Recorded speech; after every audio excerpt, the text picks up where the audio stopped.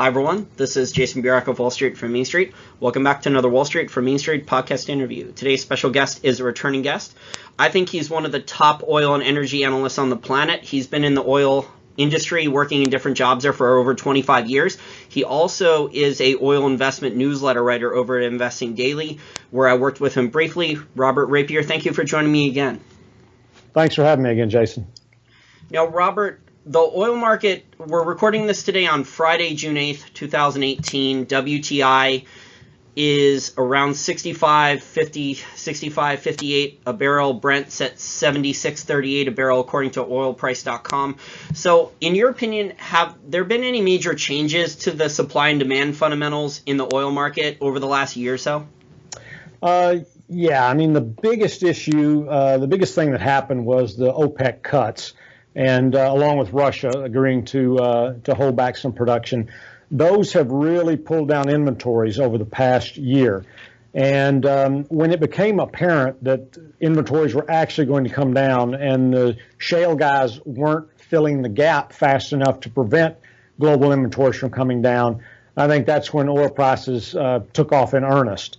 And we're finally, at least OECD commercial stocks are now below the 5-year average, and that's the first time in a long time. They were at record highs the last couple of years, and they're steadily declining. And as they do, oil prices have steadily increased, and that's the single biggest thing. Demand has marched ahead. The EIA or the IEA is predicting another 1.4 million barrels a day of demand increase this year. They recently dropped that by about 100,000 barrels a day, and that's mainly the impact of higher oil prices. They think that'll slow growth just a little bit. So the oil price took off a lot starting last summer in 2017, and it's had a little correction here. But you mentioned the OPEC cuts. The other thing is Venezuela. So, everyone's seen the headlines with the problems in Venezuela. Venezuela was initially producing, 4 million barrels per day at one point. And now I've even heard some estimates where they could be at 1 million barrels per day or lower now. And they've signed for their government to try to delay an economic collapse. They signed some long-term offtake deals with both China and I think Russia. So if they are below that 1 million barrels per day production guideline, then the production that they are producing would be spoken for. So that, in addition to the OPEC cuts, Robert, so that's on the supply side, that's been an additional cut. Yes, in fact, I published something today at Forbes called Venezuela's Oil Exports Are Headed Towards Zero. And I alluded to they're down to 1 million barrels a day now. Global Data is projecting that they'll be at 500,000 barrels a day by the end of the year.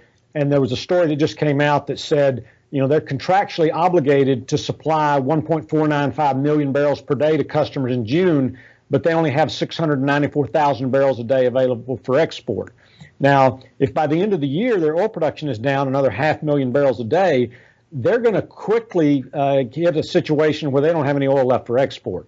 And I don't know how fast they lose another 500,000. Like Global Data had a graph. They're extrapolating that by about December, their oil production has fallen another 500,000. I think probably by the early part of next year, though, at the latest, they will be really bumping up against not being able to export hardly any oil at all. It's a really sad situation in Venezuela. If it was a more prudently run oil industry there, they would actually reinvest their oil profits back into refining capacity, bringing on more production. And that really hasn't been done in over a decade, right? Even before Hugo Chavez. Well, Hugo Chavez really accelerated the collapse of the Venezuelan oil industry, right? Yeah, Venezuela is the classic case of killing the goose who laid the golden eggs. I mean, the oil industry there, especially as oil prices got high, that's when Chavez went and expropriated ConocoPhillips and ExxonMobil investments, and he did not reinvest anything. He siphoned off the money to pay for his social programs. And the thing about the oil industry is it's very capital intensive. People see these billions of profits and they get angry, but they don't realize that takes billions in capital. And if you do what Chavez did and you siphon off all that money, eventually you're going to have the situation that they have right now. And, it's unavoidable. If they're not plowing money back into developing oil, on paper, they've got the largest oil reserves in the world. And this is just simply a function of not investing in their industry. Yeah, I completely agree. It's more of a political mess there, and that's caused their oil industry to be a disaster. So there's plenty of, the private sector oil companies could come in and help repair their oil industry, but that's not being allowed. Exactly. So also on the supply side, last week President Trump goes on Twitter. He obviously tweets too much for my liking, but he was complaining about high oil and gas prices, and he's friends with the Saudis. And so it looks like that the Saudis are going to plan on increasing the oil production again a little bit because the oil prices, according to President Trump, and the Saudis are maybe at least a little bit worried about angering him. So they're going to bring on more oil production again in the near future? Well, they need to do that anyway to offset what's being lost from Venezuela and the potential offset from Iran. So if they didn't bring on more oil, I think we would see $70 would not be where oil would end up. If they didn't try to offset some of that production, we'd shoot on up well above $70. Now, ironically, we in the U.S., we should start thinking a little bit differently about high oil prices. And this was another article that I wrote recently, is that we're not where we were 10 years ago, whenever we were, net importing, 10 million barrels a day of oil. We're rapidly approaching net exports of zero. And we are already there on finished products. We are actually a net, I think I said exports. We're net imports of zero. We're already a net exporter of finished products. We are close to being a net exporter of overall petroleum and petroleum products. And if that happens, if we get to that situation, high oil prices would actually potentially benefit us as they do the Saudis. And so we have to stop thinking in the mindset that we had a decade ago. It still hurts parts of the economy, but overall, if we're a net exporter, high oil prices mean our trade deficit goes down and we've got more money flowing back into the country. Even though certain sectors of the economy get hurt, others are creating more jobs, and we do have money flowing back into the country. We're not quite there yet, so it's still a net negative, but it's not nearly the impact that it was a decade ago. That's interesting. Yeah, I made a short video similar to what the stuff you just said at the end of January, and I said basically the global economy needs a Goldilocks oil price, where if the oil price gets too high, it's going to really hurt consumers. It's going to hurt discretionary income. A high oil price is going to translate to a high gasoline price. It's going to act as a tax on the consumer, a tax on the global economy. But if the oil price goes too low, then it's going to hurt the oil producers, and then they can't make a profit. They won't make the investments necessary into the Capex. And so basically, the oil price is known for being very volatile, having a lot of extremes. But if it doesn't kind of stay in that happy medium, there's going to be a lot of problems for either consumers or producers. Right. And in the U.S., that's very much a function of where we are with supply and demand. If you look at Saudi Arabia, high oil prices are very good for them because they're a very high net exporter of oil. But if you look at a country that doesn't produce oil and is a very high net importer, low oil prices are fantastic for them. High oil prices are killer. And we're somewhere in between there, where we're almost at zero. We're still somewhat a net importer of total oil and finished products. I think about 2 or 3 million barrels a day when we count up all the finished products and everything. But that trend is going down, and we could be down around zero in just a couple of years if things keep going along the course that they're on now. So in your opinion, are we at a high enough oil price right now when we're recording where it can start to do major damage to the real economy? I don't think real damage to the U.S. economy. I mean, somebody mentioned to me the other day how our trade deficit had fallen so rapidly, and I said, yeah, that's because of all our surge in oil production, and we're pushed out oil imports, and that is really the single biggest thing that has impacted our trade deficit. So the oil price right now, it will do some damage to some sectors of the economy, but we're a little bit more resilient than we were a few years ago. And the fact that we're producing a lot more oil means that the damage to the economy is a lot less than it was. So I wouldn't say we're at a point where we're doing real damage. Now, if you're in the airline industry, you may say, yes, this is starting to hurt a little bit, and we're going to have to raise ticket prices and so forth. So there's some sectors that are not for sure not happy about these oil prices. Yeah, I don't think we're at an oil price yet where it's going to start doing massive damage to the real economy. So we're not in a situation where a lot of U.S. consumers are paying $4 or $5 a gallon for gasoline yet, unless you're in California. But that's I was just in California, and I did pay $4 in California just this week. Yeah, I was going to bring up California, but that's not, a free market thing. That's the politicians saying that, we need extra tax money coming in. California has some financial problems. So, going after gasoline taxes with all the environmentalists there, they just see that as a revenue opportunity. But, I don't know if a lot of people are going to sit there and take paying almost $5 a gallon gasoline. There's going to be reactions by the consumer. People may move, etc. Well, it's not only that. It's that California is an island. For refiners. So if gasoline prices go up there, they have very specific gasoline specifications, and gas cannot flow in from surrounding states because it doesn't meet the California specifications. And so that's why, as soon as you cross the border from California into Arizona, it's not only the taxes, it's just the fact that, gas shortages in California cannot be met by gas flowing in from neighboring states. So they've created a gasoline island out there. That's interesting. So there will be some black marketeers then, or some using air quotes, evil people, according to California politicians, that if they live close to the Arizona border, they're going to be driving to Arizona to go get gas then. Absolutely. I mean, I could say there were places gasoline was 80 cents a gallon cheaper in Arizona than it was in California. I mean, that's significant. That's in the vicinity of the border. Yes, and if you drive a larger, SUV, which are very popular, pickup truck or SUV, Ford just announced they're not even going to make small cars anymore because they can't make margins on them. So they're just going to stick to the pickup trucks. So, if you drive a larger car with a larger gas tank, that adds up a lot, pretty darn quickly. Absolutely. So I know we were supposed to record this interview, a week or two ago, but you were in the Permian, which is really cool. So let me get your thoughts on the Permian. I interviewed Art Berman a couple weeks ago. He lives around there. So he said that he thinks there's bottlenecks developing in the Permian. There's these really, I would call them optimistic production estimates where the Permian can grow production another 4 million barrels per day in the near future, maybe in a year and a half. I've seen some estimates of that. Do you think that's realistic then, based on your boots on the ground visit to the Permian? It's absolutely not realistic from a logistical standpoint, and that's the biggest issue.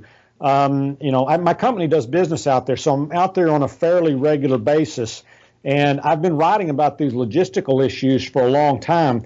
It's kind of like the California gold rush. You have so many people coming in there that the hotel rooms are all full, the restaurants are all full, but more importantly, all the pipelines are full trying to get oil out of the area.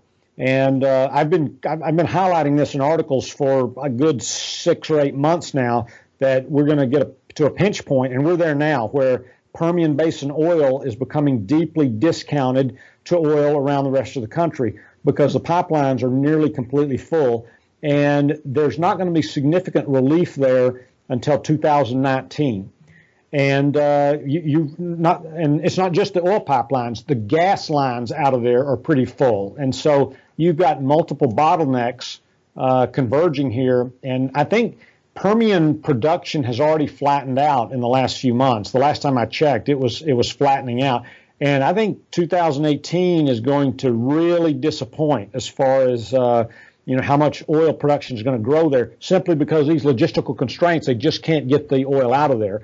And that's depressing prices, and that's going to slow down production. And so, yeah, I see all those issues out there. That's what we're working on. My company's working on logistical issues out there and trying to address them. And they're real and they're serious.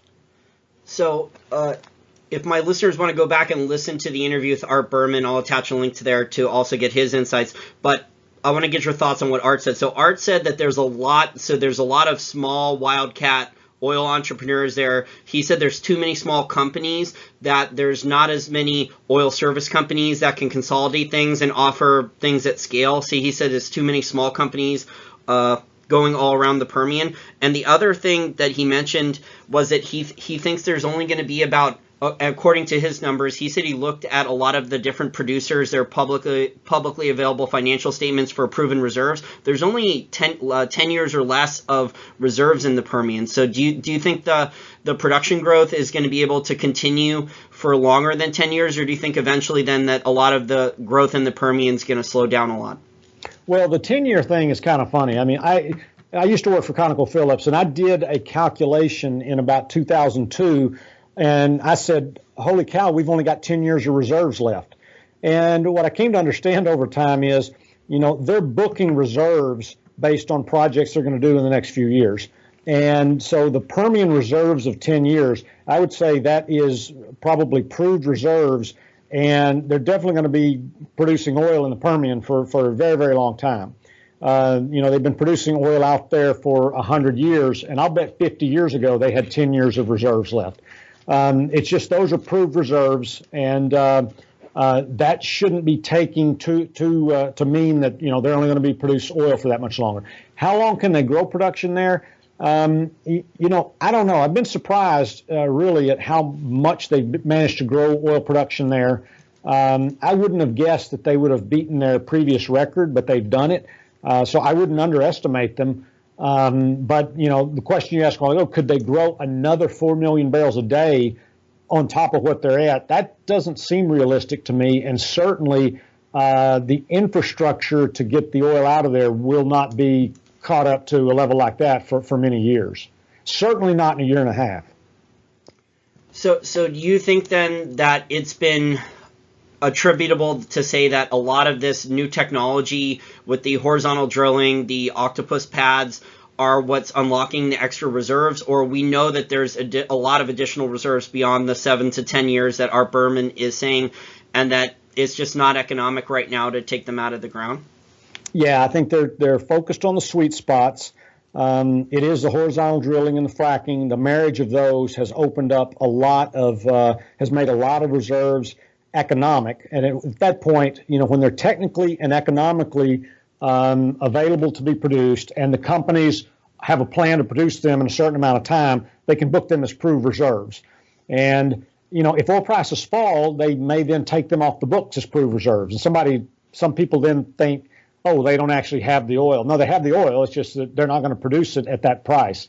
And so it's important to distinguish between proved reserves and what the resource is and what technically available, technically recoverable.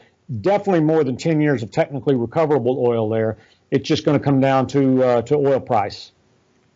So correct me if I'm wrong about this, but my interpretation is that the Bakken, the Eagle Ford, and the Permian produce light sweet crude oil, and the U.S. refining capacity switched over about a decade ago to refining more heavy sour crude. And so now the crude that's coming out of the new U.S. shale oil plays, since it's light sweet crude, the refiners, they're taking the oil, but they need to blend it with heavy sour crude. And the light sweet crude that's coming from shale oil is selling at a big discount, and it's also has less energy, and it needs to be blended. Is that correct? That's pretty accurate. Over time, and when I worked at ConocoPhillips, I worked for a heavy sour oil refinery. And I can tell you that is the kind of oil we wanted to run through the refinery, because that oil was cheap, and we had invested hundreds of millions of dollars in that refinery to be able to process that oil. And so the margins on that oil are very high. And so we would often get the opportunity to buy, Canadian Syncrude or, other Canadian light oil, and the margins just weren't there for us. So we didn't want that oil. We had invested the money. We wanted the heavy sour oil that we could make fat margins off of. And so this light sweet oil, you're right, the refineries can take it. The yields won't necessarily be any better than the heavy sour oil, and their margins aren't going to be as good. So what they would rather do, they'd rather keep importing heavy sour oil, and then the oil producers, since the oil export ban was repealed, the oil exporters are often just exporting that light sweet oil to refineries, overseas that haven't invested the money to process heavy sour oil. Yeah, Venezuela actually has heavy sour oil, but they're not Yes. really, as we discussed earlier, they're actually not really producing enough. So they're not going to, the U.S. refiners would love that oil, but Venezuela can't deliver it now. Yes, correct. Venezuela is one of the world's major suppliers of heavy sour oil. So now that we've had a little correction in the oil price compared to, the big run we've had over the last year in oil prices, are we still at an oil price now, Robert, where you think that a lot more deep water offshore oil production is going to come back online? I don't think a lot, but I think some at this price will come on. Funny thing was, deep water production started to rise even as oil prices were low, and that's because the money had been invested years before, and those projects just started to come online. So our deep water production actually started to increase. I think we'll see more projects. I think several projects were approved last year. Several are going to be approved this year. It just won't be a huge amount. It's still more expensive to produce this deep water than it is to shale. So and it costs a lot more money. These are bigger projects. So if you're an oil company, I think you're going to focus on your high returns and your lower risk oil rather than the deep water. But there will still be some deep water. Yeah, because when the oil price was, above $65 a barrel for a while, and then it dropped below, a lot of the drilling contractors, so your Transoceans, your Diamond Offshores, and a few, Seadrill was the main one I was thinking about. Seadrill has, I don't know if they filed bankruptcy yet, but they were on the brink the last time I looked.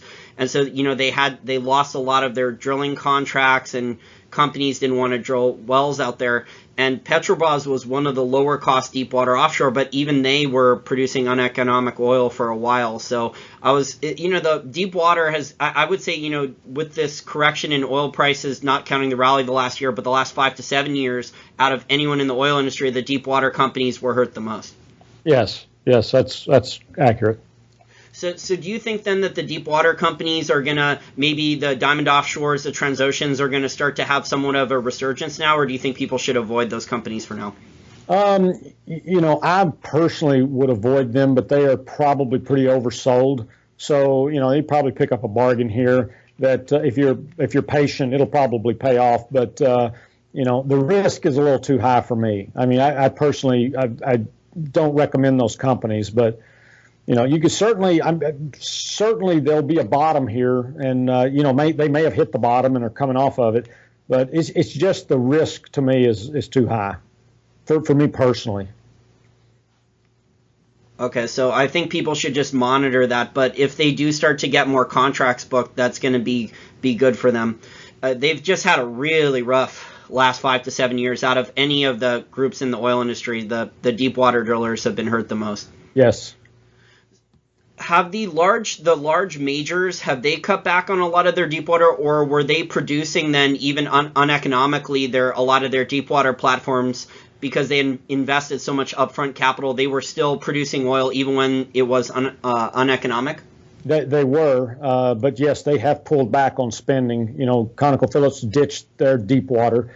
You've seen companies cut back, and yes, whenever oil prices were low, they were already in the middle of multi-year, multi-billion-dollar projects that they went ahead and finished. And at that point, the projects are paid for, and their lifting costs are not that great. It's just that you couldn't justify doing the project, $40 oil, but you paid for the project and oil's $40. You're going to keep pumping. I mean, your shut-in costs are going to be way down there. Oil will have to fall to, $10 or $20 a barrel for an extended amount of time before you'd see them start to shut in a lot of that production.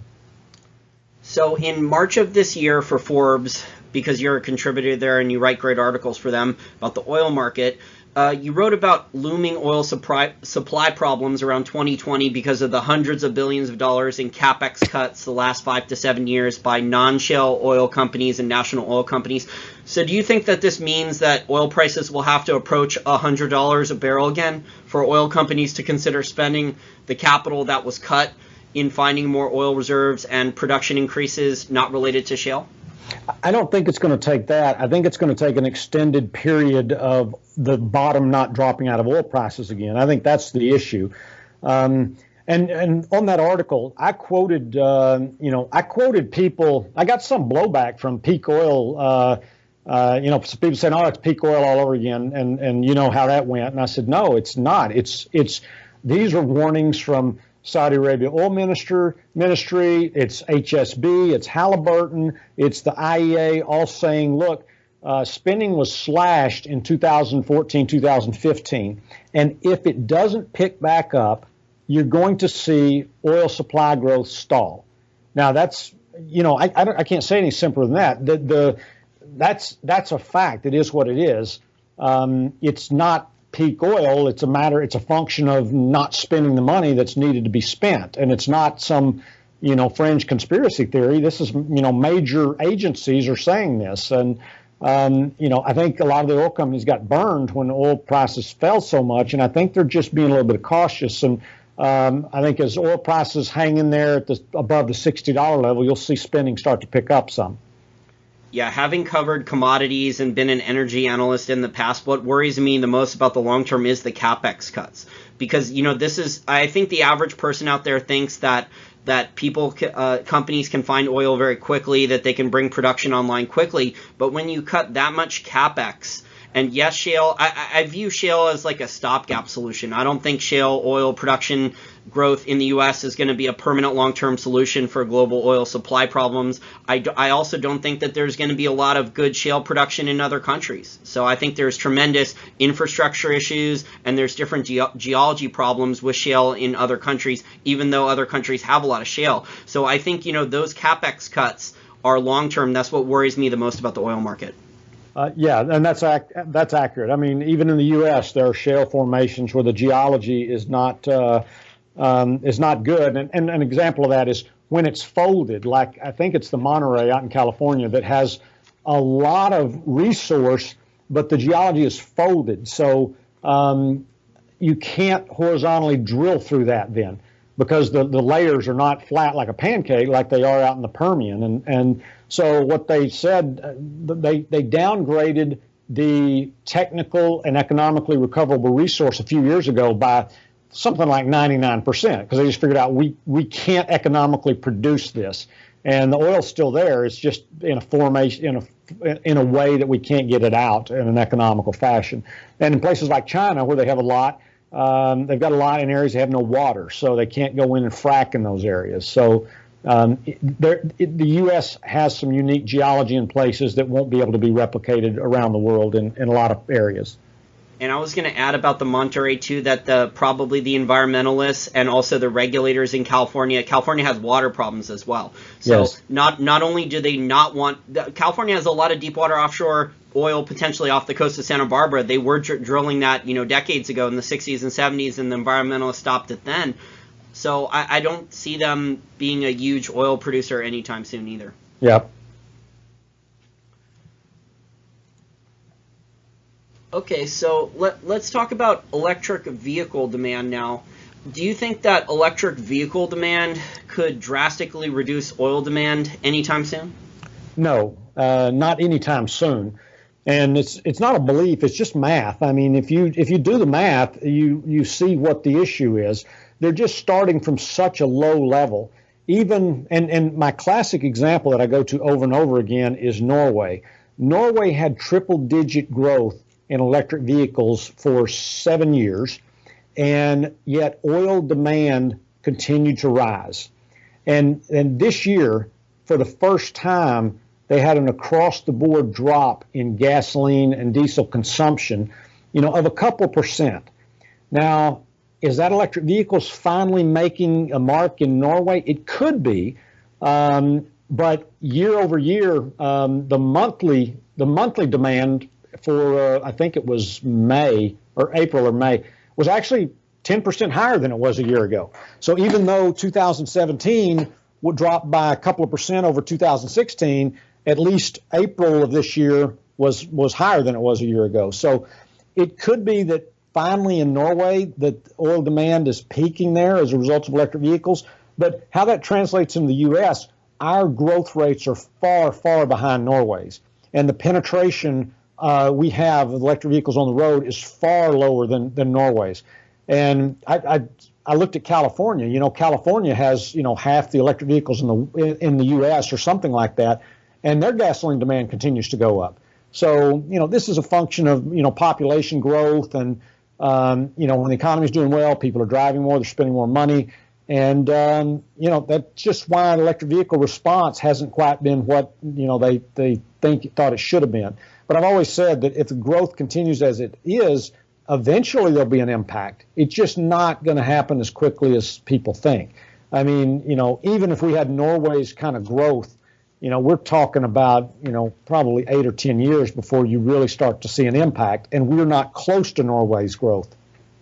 And I also think there's very expensive and major infrastructure challenges to rapidly growing the amount of, electric vehicles here in the U.S. So if everyone tried to switch over immediately and plug in their electric cars, wouldn't that overload the current electrical grid we have now? And the other thing is, Elon Musk and Tesla Motors is talking about building this all across the United States, the supercharger network. Well, it's going to be very expensive, and I don't think he's going to be able to deliver it in only a couple years. So I think it's going to take some time to do this type of infrastructure with supercharging. And even then, if there's a few stations here or there in different cities and states, it's not going to be able to accommodate a massive amount of people.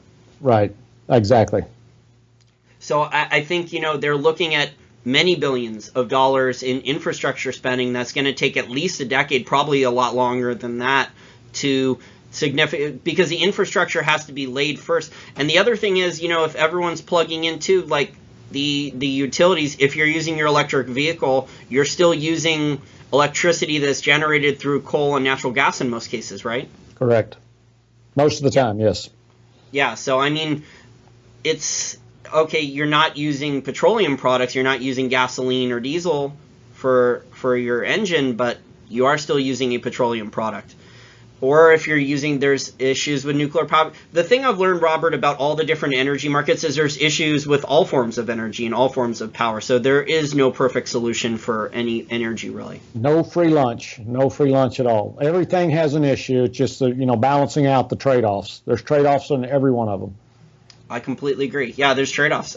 I'm actually a big proponent of the liquid fluoride molten salt thorium reactor, but the U.S. won't spend even a dime of research and development. They actually gave all the IP, decades of it from some of our top nuclear physicists. They gave it for free to the Chinese about 10 years ago. Yeah. So the Chinese over the next 15 or 20 years are going to take that. I think they've been spending billions of dollars in research and development, and they have 1,000 nuclear physicists, PhD level, working on this. They're going to commercialize that. Yeah. I don't know if it's a decade or 20 years, but they're going to commercialize it at some point.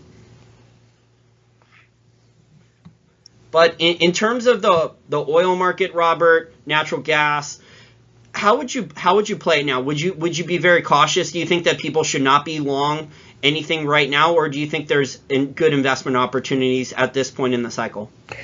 So if I look in the Permian Basin, I think a lot of producers were priced for, $75 oil and producing as much as they can.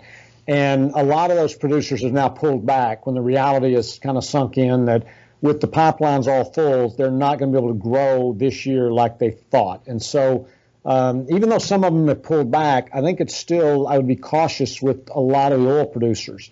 Now, when the gold rush happened, who made the money? The people making the money were the ones, selling the equipment and operating the restaurants and so forth. And out in the Permian Basin, the ones with the pipelines are printing money right now.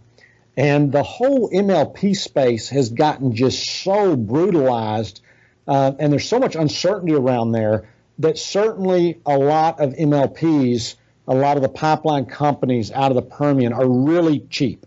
Enterprise Product Partners, for instance, has a significant presence in the Permian Basin.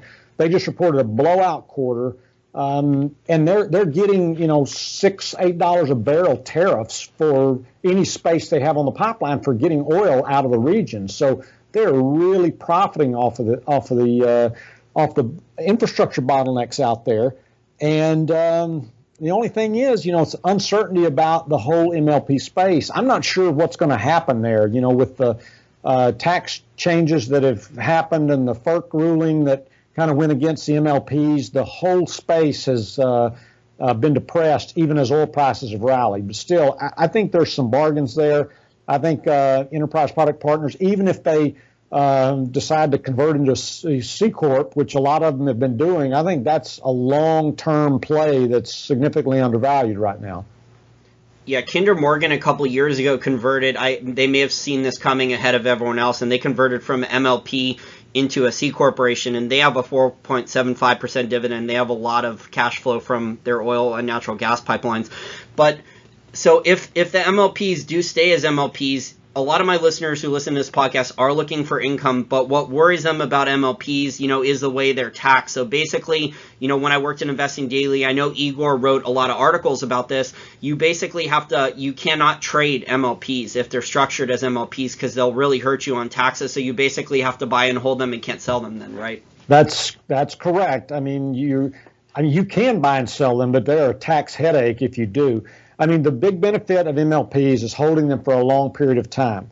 Now, one of the things that's hurt investors is when some of these MLPs do convert into a C Corp, it's suddenly as if you did sell them. And if you've been depreciating and taking a lower cost basis over time in your MLP, suddenly they turn into a C Corp and you get hit with a big tax bill suddenly, as if you had that capital gain in 1 year. And that's another thing that, if I'm an income investor, I'm still really cautious around the MLP space.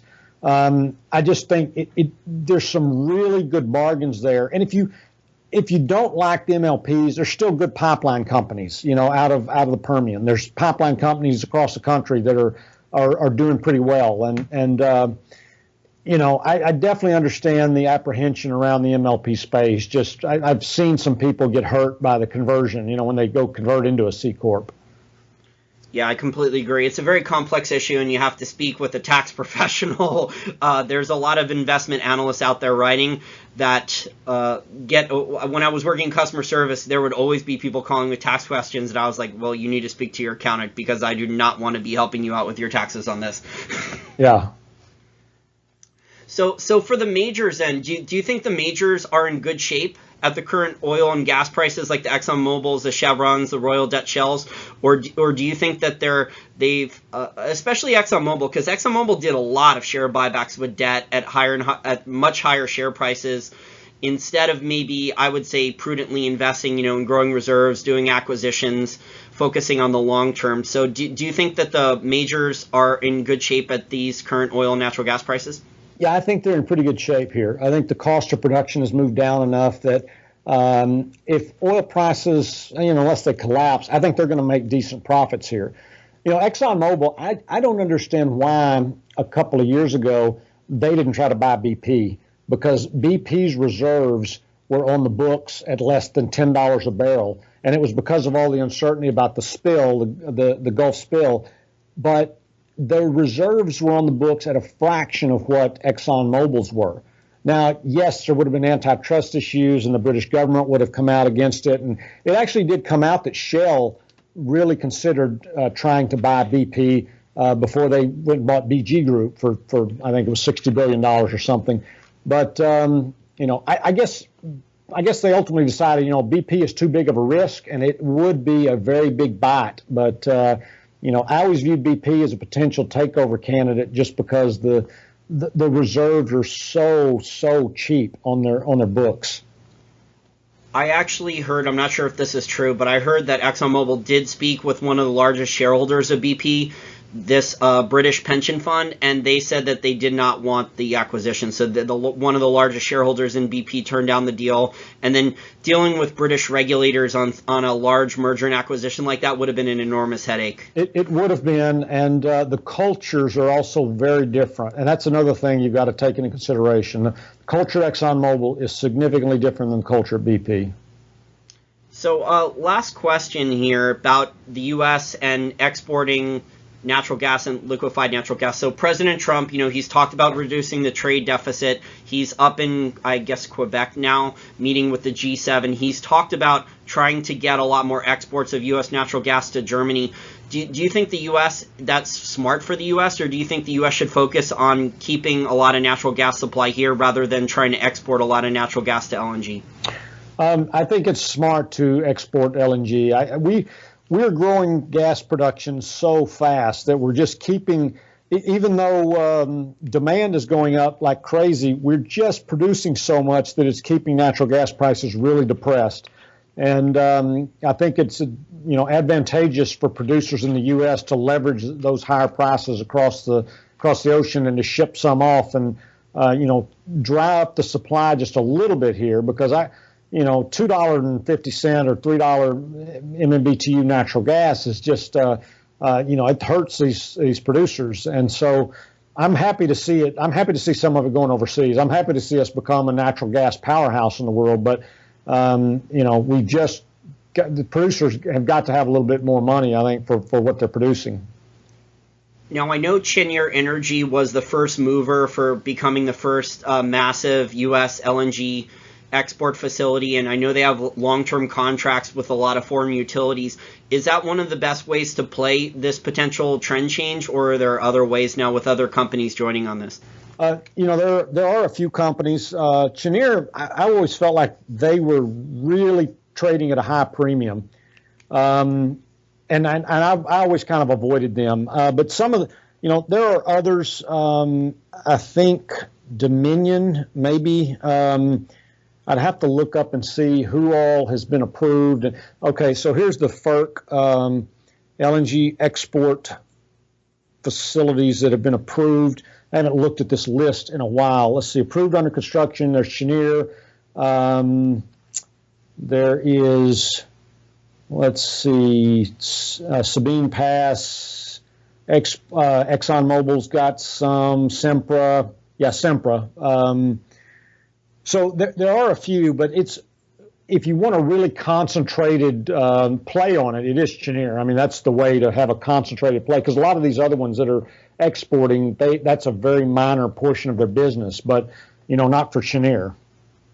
Yeah, Cheniere's always had pretty high valuations, except during 2008 and 9, when I think initially they were trying to import natural gas. Yes. And the stock crashed, and that was if you were a contrarian and you did good research and saw that they had switched their business model to exporting LNG. That was the time to buy. I think it was $2 or $3 a share back then. Yeah, the price totally collapsed, and they were on the verge of bankruptcy. And if somebody had scooped up shares then and held them, they made out handsomely.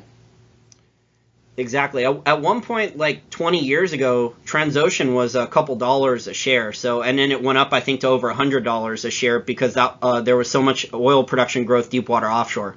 But I think long term, Robert, that we're going to need a lot more deepwater offshore oil production. Do you see that's where the majority of the oil production growth is going to come from in the future? I think for the near term, it's going to be shale, and more shale. That's where all the investment's going into right now. I think longer term there are some more deep water opportunities, but I think the shale, we've still got a few years of shale growth before that peters out, I believe. Yes, but like what we discussed earlier, though, the problem is there is really only shale production growth in the United States, so I don't really see it taking off to the levels all over the globe. So the rest of the other countries that want more oil, because demand is still growing, in Asia and other parts of the world, the supply that's going to be replaced from depletion and stuff, I think it's probably going to have to be deepwater offshore, because I don't see a lot of shale oil successes outside the United States, at least in the short term.